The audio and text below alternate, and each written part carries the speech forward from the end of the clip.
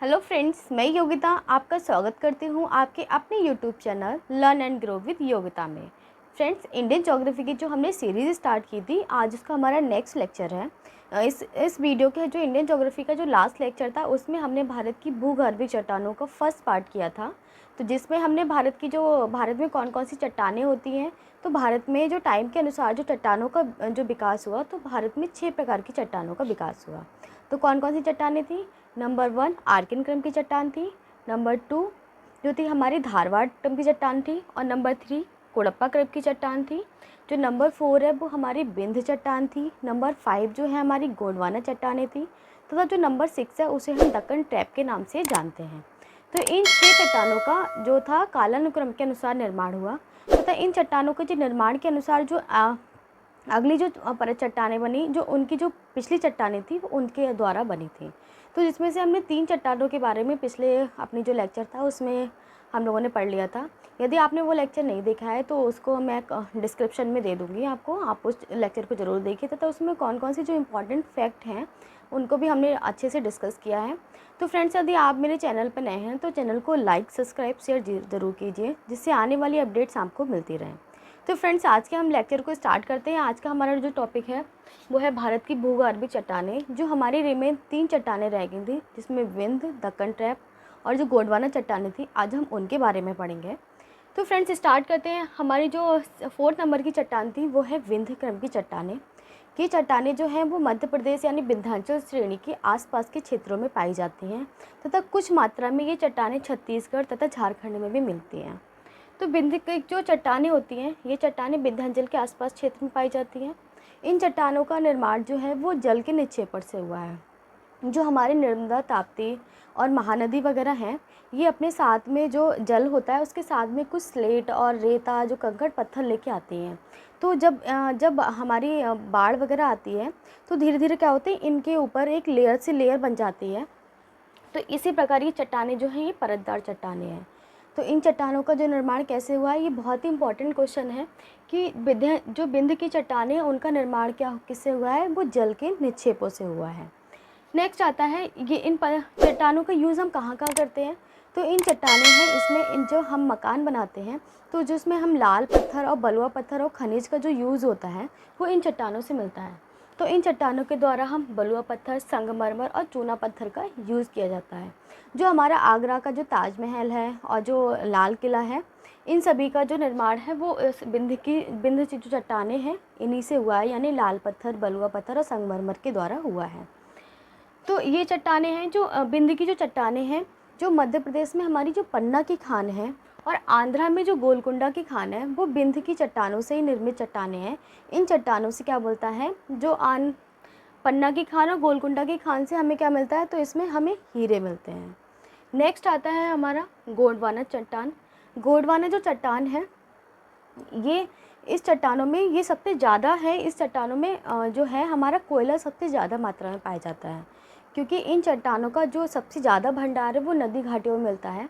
जैसे यहाँ पर कौन सी है हमारी, ये जो है हमारी दामोदर नदी घाटी, ये महानदी तथा गोदावरी जो नदी है, इन नदियों में इनका जो है सबसे ज़्यादा भंडार मिलता है। और इन चट्टानों की जो उत्पत्ति हुई है वो कार्बोनिफेरस युग में हुई है। इन चट्टानों में कोयला सबसे ज़्यादा मात्रा में मिलता है। तो कौन जो हमारे भारत है, इसमें सबसे ज़्यादा कौन सा कोयला होता है? कोयले जो होते हैं 4 प्रकार के होते हैं। नंबर 1 जो होता है एंथ्रासाइट कोयला होता है, बिटुमिनस कोयला होता है, पीट कोयला होता है और लिग्नाइट कोयला होता है। तो जो हमारा भारत है, इसमें सबसे ज़्यादा नंबर 20 श्रेणी का जो कोयला है, यानी कोयला था जिसे हम बिटुमिनस कोयला कहते हैं, तो इन चट्टानों में सबसे ज़्यादा पाया जाता है।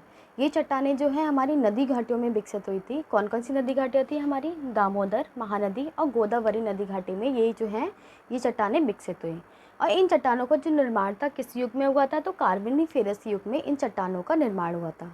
क्योंकि इन चट्टानों का निर्माण कार्बोनिफेरस युग में हुआ था, इसीलिए इसमें कार्बन की सबसे अधिक मात्रा पाई जाती है तथा कोयला जो है इन चट्टानों में सबसे ज़्यादा मिलता है। तो सबसे ज़्यादा क्वेश्चन ये पूछा जाता है कि जो कोयला है वो किन चट्टानों के अंतर्गत आता है?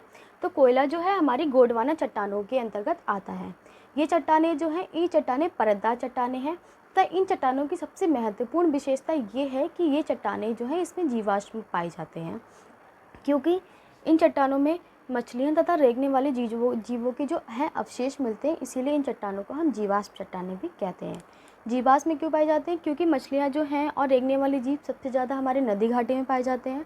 तो जब ये जीव अपनी मृत अवस्था में होते हैं तो क्या होता है, तो एक के ऊपर एक ये जीव इकट्ठे होते जाते हैं, जिससे हमारी परत बन जाती है। इसीलिए इन चट्टानों को क्या कहते हैं? परतदार चट्टानें भी कहते हैं। और क्या है, सबसे ज़्यादा इसमें जीवाश्म ही मिलते हैं। नेक्स्ट है हमारा दक्कन ट्रैप, यानी दक्कन ट्रैप जो है, इन चट्टानों का निर्माण जो है मीसोजोइक काल के क्रिटेशियस युग में हुआ था। जो मीसोजोइक महाकल्प था, इसका जो क्रिटेशियस युग था, इस युग में जो है हमारा दक्कन ट्रैप का निर्माण हुआ। जो दक्कन ट्रैप चट्टानें हैं, इनका जो निर्माण था वो ज्वालामुखी दरारी उद्भेदन हुआ था, उसके लावा से इन चट्टानों का निर्माण हुआ। तो दो दरारी लावा उद्भेदन क्या होता है? हम जानते हैं कि जो हमारा ये प्रायद्वीपीय पठार है, ये क्या है, ये हमारा जो अफ्रीका प्लेट था उसका भाग था। तो प्रायद्वीपीय पठार जो हम जानते हैं कि जो हमारी प्लेटें हैं आपस में ये संकुचित होती हैं और क्या होती हैं, विस्तृत होती हैं। तो जब ये प्लेटें आपस में जब संकुचित हो रही थी और आपस में जब विस्तृत हो रही थी, तो जो ये हमारी प्रायद्वीपीय पठार की जो प्लेट थी वो अफ्रीका प्लेट से टूट गई थी। तो जब अफ्रीका प्लेट से टूटी थी तो ऊपर क्या हुआ, ऊपर साइड को हमारा निम्न दाब की स्थिति उत्पन्न हुई और जो हमारी पृथ्वी है उसके अंदर क्या है, हाई प्रेशर उत्पन्न हुआ। तो जो नीचे से हाई प्रेशर, ऊपर जब लो प्रेशर था, तो नीचे से हाई प्रेशर से जो लावा था वो अधिक मात्रा में क्या हुआ, इस क्षेत्र में फैल गया। तो जिससे हमारे किस का निर्माण हुआ, तो हमारी ज्वालामुखी चट्टानें यानी ये लावा चट्टानों का निर्माण हुआ। तो ये जो दक्कन ट्रैप वाला भाग है, इसमें हमारी कौन सी चट्टानें पाई जाती हैं, तो ये लावा चट्टानें या ज्वालामुखी चट्टानें, तथा इन्हें एक और नाम से पुकारा जाता है, उसे हम क्या कहते हैं, तो उसे हम बेसाल चट्टानें भी कहते हैं। तो ये दक्कन ट्रैप है, ये सबसे ज़्यादा भाग जो है इन चट्टानों का महाराष्ट्र में मिलता है। और कौन कौन से भाग में, ये कुछ भाग में इसका ये मध्य प्रदेश में पाया जाता है तथा कुछ भाग ये गुजरात में पाया जाता है। तो इसको हम क्या बोलते हैं, तो ये जो लावा चट्टानें थी, इनकी जो अपक्षय तथा अपरदन जब हुआ था, तो इन चट्टानों से काली मिट्टी का निर्माण हुआ। तो काली मिट्टी जो है ये हमारे गुजरात में, कुछ मात्रा में इसकी मध्य प्रदेश में, तथा सबसे ज़्यादा मात्रा कहाँ पाई जाती है, महाराष्ट्र में इसकी मात्रा पाई जाती है। लेकिन जो महाराष्ट्र में इसकी सबसे ज़्यादा मात्रा पाए जाने के बावजूद भी, तो जो हमारा काली मिट्टी है, इसको हम सबसे ज़्यादा किसकी खेती होती है, इसमें कपास की खेती होती है। तो महाराष्ट्र में जब ये मिट्टी सर्वाधिक मात्रा में पाई जाती है, लेकिन जो इसका सबसे ज़्यादा कपास का उत्पादन है वो गुजरात राज्य करता है। तो काली मिट्टी को हम और किस नाम से जानते हैं, तो काली मिट्टी को हम कपासी मिट्टी भी कहते हैं। इसको और दूसरी किस नाम से जानते हैं, तो इसे हम चरनोजम नाम से भी जानते हैं। तो फ्रेंड्स, आज हमने क्या क्या पढ़ा था, तो लावा चट्टानों के जमाव से इन चट्टानों को क्या कहते हैं, विशाल चट्टानें भी कहते हैं, तथा इन चट्टानों का महाराष्ट्र, मध्य प्रदेश और गुजरात में चट्टानें पाई जाती हैं। तो फ्रेंड्स, आज के हम लेक्चर में हमने भारत की जो भूगर्भीय चट्टानें थी, जिसमें हमने 6 चट्टानों के बारे में पढ़ा था। आर्कियन क्रम की चट्टानें, नंबर 2 जो थी धारवाड़ क्रम की चट्टानें, कोडप्पा क्रम की चट्टानें, विंध्य क्रम की चट्टानें, गोंडवाना क्रम की चट्टानें और दक्कन ट्रैप, इन हम 6 चट्टानों के बारे में पढ़ा था, तथा ये किस किस राज्यों में पाई जाती हैं तथा इनमें कौन कौन सी खनिज है, इन सभी के बारे में पढ़ा था। यदि आपने इसका फर्स्ट लेक्चर नहीं देखा है तो उसका जो है मैं इसकी वीडियो डिस्क्रिप्शन में दे दूँगी, आप वहाँ से जाके इसको ज़रूर देखिएगा, जिसमें हमने बहुत ही विस्तार से इन चट्टानों के बारे में वर्णन किया है। तो फ्रेंड्स, यदि तो आज के लेक्चर में हमने इतना ही पढ़ा। हम नेक्स्ट वीडियो में मिलते हैं एक अच्छे टॉपिक के साथ, एक न्यू टॉपिक के साथ। तब तक के लिए आप मेरे चैनल को लाइक, सब्सक्राइब, शेयर ज़रूर कर लीजिए, जिससे आने वाली अपडेट्स आपको मिलती रहें। जय हिंद।